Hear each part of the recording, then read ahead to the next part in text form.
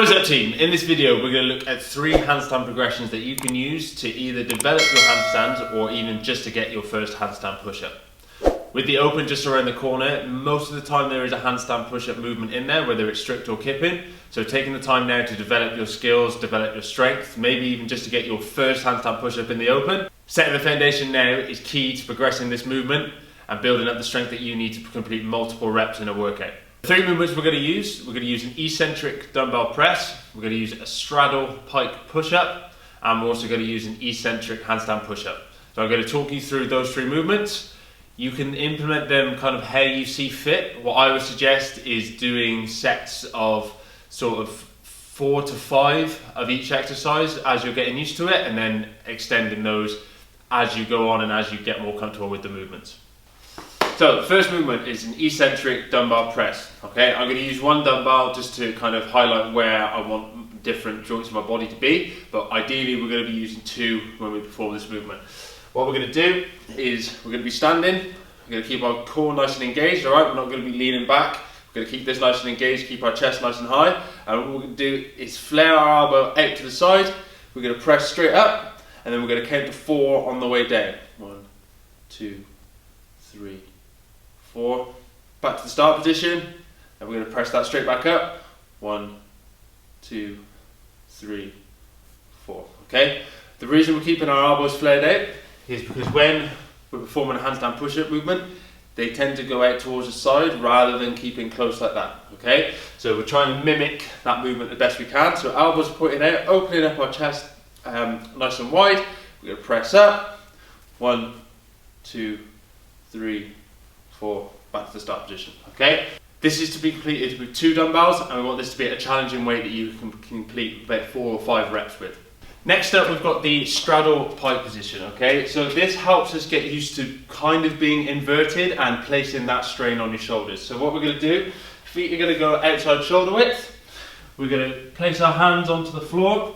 We're going to bring our feet up onto our toes. We're going to tuck our head into our arms from here, and we're going to press towards the floor and back up from there. Okay, so tuck that head in, flare those elbows out, press and back up from the floor from there. Like I say, this is a really good one for actually mimicking the handstand push-up movement and getting used to kind of being a little bit upside down and pressing away from the floor. Okay, what I don't want you to do is let your elbows go all the way out. I want to kind of keep them in this position here, rather than going all the way out to the side. We want them to be kind of not exactly all the way tucked in. They want to be kind of in the middle of being flared out there and being tucked in. So they want to be here as we press, and we come back up from there. Now that is a good one to start with. If that becomes too easy for 4 or 5 reps, what you can do is grab a box or a bench, and you can elevate your feet onto the bench and do the same movement from there. Now, the last one we're going to do is going to be an eccentric handstand push-up. For those of you that haven't ever got up into a handstand position before, this is a good one to kind of get used to that kick up, and then it's a really good one for developing the strength you need in your shoulders to get both strict and kipping handstand push-ups. So what we're going to do,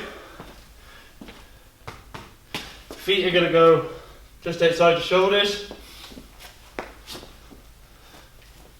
We're going to kick up into the wall, and then slowly going to lower ourselves down to 4 seconds. 1, 2, 3, 4.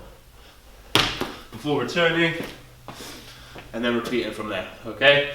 What you'll find is you'll establish your own kind of natural width that's more comfortable, and that's a really good one for finding out what that is early on, and you can apply that when you start working on your strict and kipping handstand push-ups. So one more time, hands just outside shoulder width, evenly apart, head in the middle, get a kick up, and slowly lower down in 4 seconds. 1, 2, 3, 4, and return to that start position. So that's it. That is 3 handstand push-up progressions that you can use to develop or even get your very first handstand push-up. If you enjoyed this video, please check out performathletics.com for more information and blogs. and also check out our CrossFit programming to help you become a better athlete.